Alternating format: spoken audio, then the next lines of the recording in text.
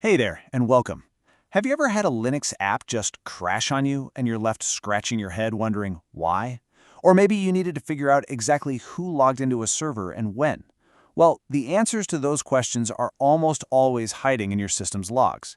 Today, we're going to pull back the curtain on system logging, figure out what logs are, where they live, and how you can become the master of them. Let's dive in. You can think of system logs as your computer's secret diary. Or maybe, more accurately, its flight recorder. Every important thing that happens, from a user logging in to a program throwing a critical error to maybe even a security alert, it all gets written down meticulously. These files hold the keys to solving mysterious problems, auditing who's doing what, and really truly understanding what's going on under the hood of your system. All right, so here's the game plan for today. First, we'll talk about why logs are just so incredibly crucial. Then, we'll go on a hunt to find out where they live and how to actually read them. After that, we'll get our hands dirty with a tool called rsyslog. We'll create our very own custom log file from scratch, learn how to keep our system clean with log rotate, and then we'll wrap it all up with some must-know best practices. Okay, first things first. Let's really hammer home why paying attention to logs isn't just a nice-to-have skill, it's absolutely fundamental for anyone working with Linux. It really all boils down to these four big areas. For troubleshooting, it's a no-brainer. Your website goes down, the logs are the first place you look to find the smoking gun.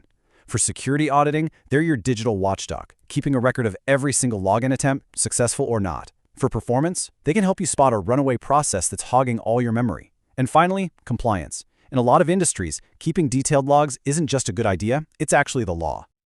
Okay, we get it, logs are super important, but where do you actually find these things? Let's go on a little hunt.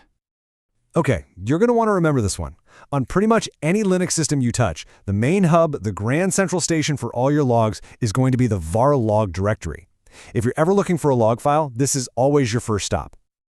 Now, once you're inside /var log, you'll see a bunch of files, but there are a few heavy hitters you'll use all the time. Think of messages as the general catch-all for your system. For anything security-related, like SSH logins or sudo commands, you'll check the secure log.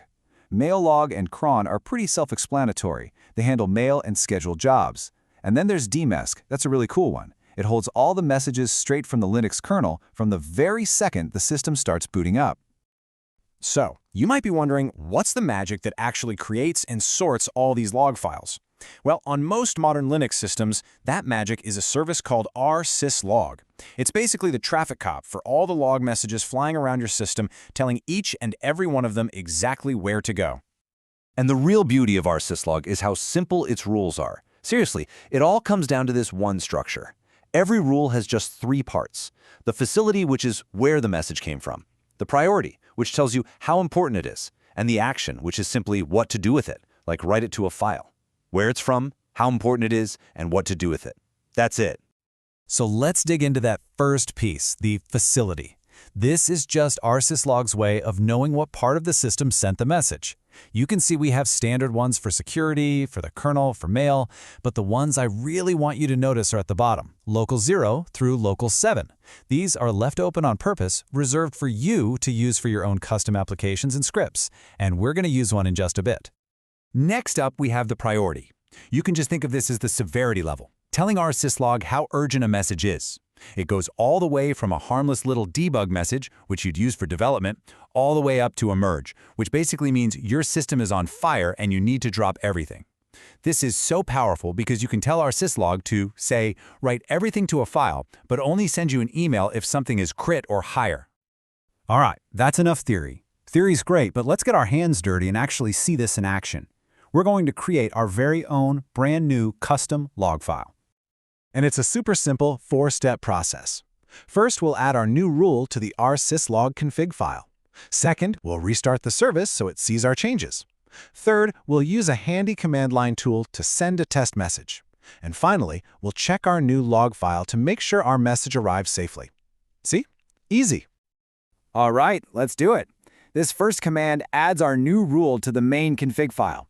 And what this rule is saying is, hey, rsyslog, anything that comes from the local 4 facility, I don't care about its priority, that's the star. Just stick it in this file called myapp.log.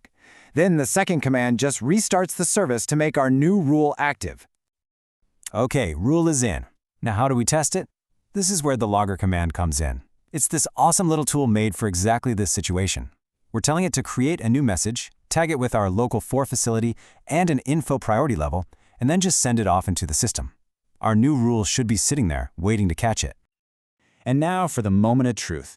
We use the tail command to look at the end of our brand new myapp.log file. And boom, if everything went to plan, you should see your exact test message sitting right there in the file. It's the perfect demonstration of how you can take control and direct your logs wherever you want them to go. That's great, we can create logs. But what happens after a week, or a month, or a year? Your log files are just going to get bigger and bigger and bigger until they eat up your whole hard drive. We need a way to manage this, and luckily, Linux has an amazing automated solution called Log Rotate. This is why log rotation isn't just a nice-to-have, it's absolutely crucial for a healthy system. Its main job is to stop logs from growing forever. It automatically renames and archives the current log file, creates a new empty one to replace it, and then over time, it'll compress the old ones and eventually delete the oldest archives to free up space. And the configuration is super intuitive. It's just a set of simple instructions. You can tell it to rotate logs daily or weekly. Rotate 7 just means, hey, keep the last 7 copies. Easy enough, right? Compress is a must-have. It saves a ton of space. And missing OK and not if empty are just little helpers to stop it from complaining if a log file is missing or totally empty. Phew, we've covered a ton of ground. Let's bring it all home by talking about some key best practices that you should always keep in the back of your mind when you're dealing with logs. Okay, let's talk about what you should be doing. Think of this as your pro admin checklist. Do keep an eye on your log sizes. Do set up log rotate for every custom log you make. In a real-world setup, you'll definitely want to use remote logging to send all your logs to one central, secure place. And finally, do lock down the permissions on your log files. Not just anyone should be able to read them. Now for the flip side, the big no-nos. Please avoid these common mistakes. First and foremost, never edit log files manually. Just don't do it. You destroy their integrity. It might seem tempting to just turn logging off to save space, but that's like trying to fly a plane blind. And of course, ignoring logging rotation is just setting a ticking time bomb for a disk full error in the future. Look, if you take away only one single thing from all of this, let it be this quote right here. You have to treat your logs like forensic evidence. That means they must be secure so nobody can tamper with them. They must be rotated so they don't cause problems. And in a perfect world, they should be centralized so you have one single source of truth to look at. So there you have it. We've totally pulled back the curtain on Linux logging. You now have the skills to read your system's diary, to understand what it's trying to tell you, and even to start writing your own entries. So the only real question left is, now that you know how to read it, what's your system's diary going to tell you?